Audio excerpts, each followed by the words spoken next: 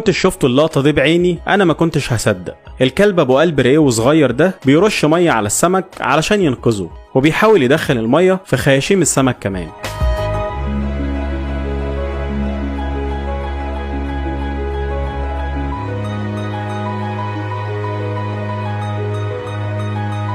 الجاموسة أثبتت لي إن قلبها أكبر من حجمها، وقدرت تساعد السلحفة وتعدلها بعد ما كانت مقلوبة على ظهرها. شابوه للجاموسة. My God! Let's go!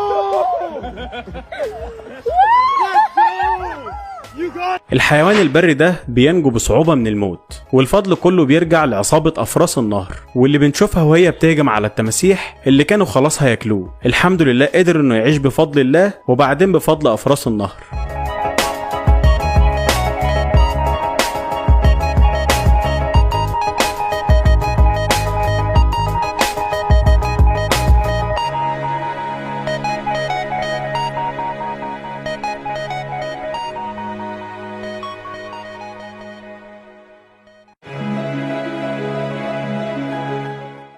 الكلب بيشوف أقرب صديق ليه وهو واقع في حمام السباحة ومش عارف يطلع. الكلب الجدع ده قدر ينقذ صاحبه من الغرق وطلعه بسنانه من المية.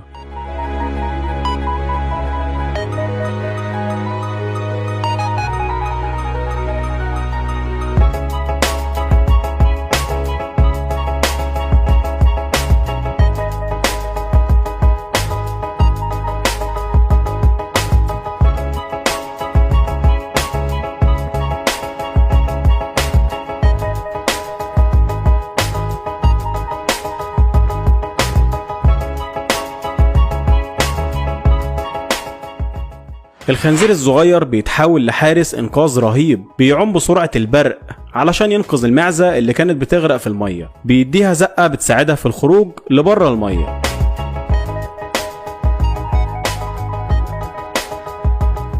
القردة بتخاطر بحياتها وتنقذ ابنها اللي كان متشعلق في سلوك الكهرباء، وبكل شجاعة بتنط على سلك الكهرباء العريان وتخطف ابنها من عليه وترجع تاني لبر الأمان. ألف شكر يا ست الحبايب.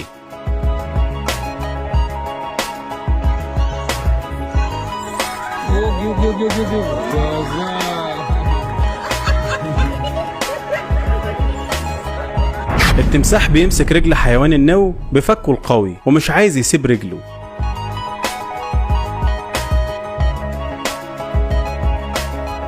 ففرس النهر الرجولة بيجوا